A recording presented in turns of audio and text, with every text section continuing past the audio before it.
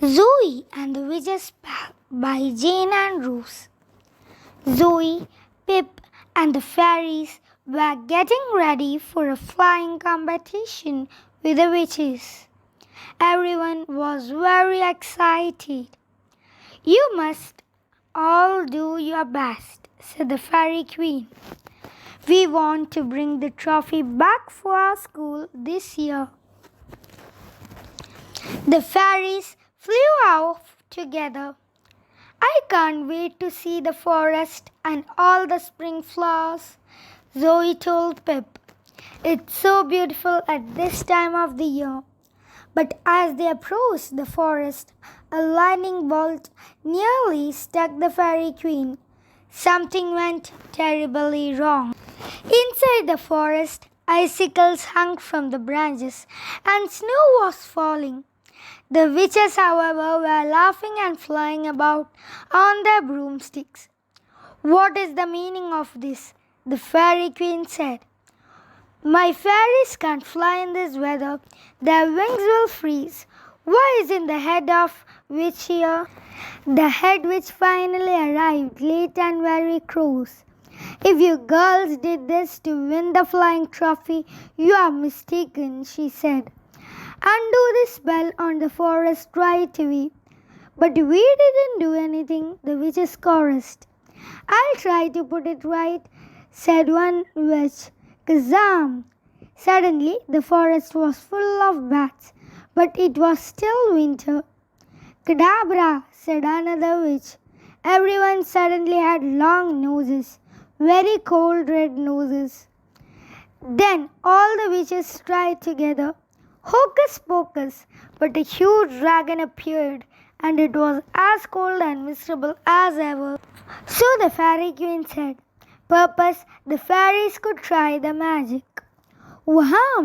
said the first fairy, and the air was filled with small teddy bears. "Whoosh!" cried two other fairies, but the shooting stars and fireworks couldn't melt the icicles. Whiz! All the fairies tried their hardest, but all that happened was one tree sprouted lots of bananas. "This is getting us nowhere," said the fairy queen. "The head witch and I'll both try." But no matter what spell they tried, nothing worked.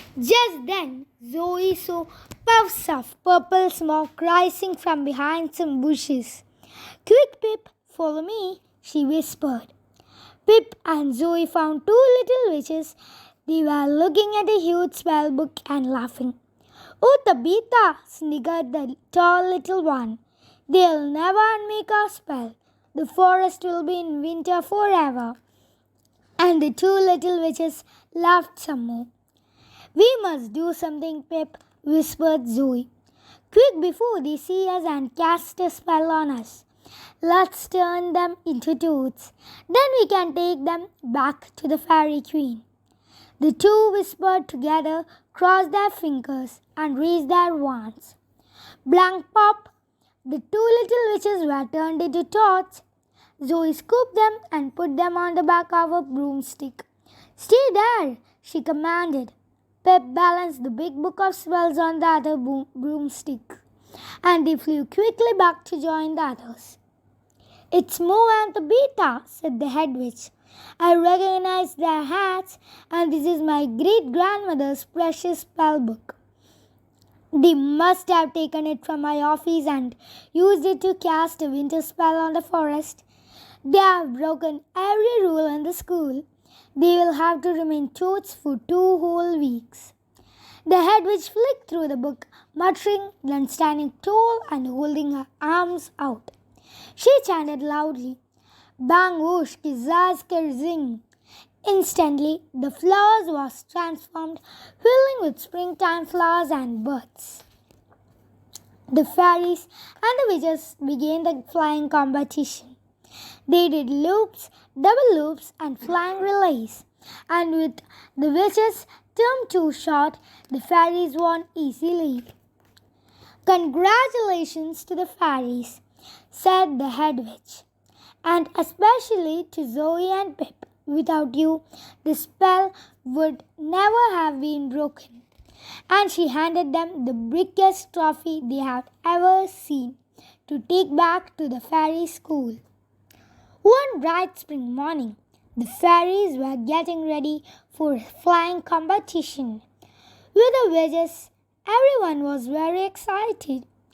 When the fairies reached the forest for the competition, however, they discovered that it's full of snow and icicles. A terrible spell has trapped it in winter. The witches and the fairies try their best magic to return the forest to spring, but nothing seems to work.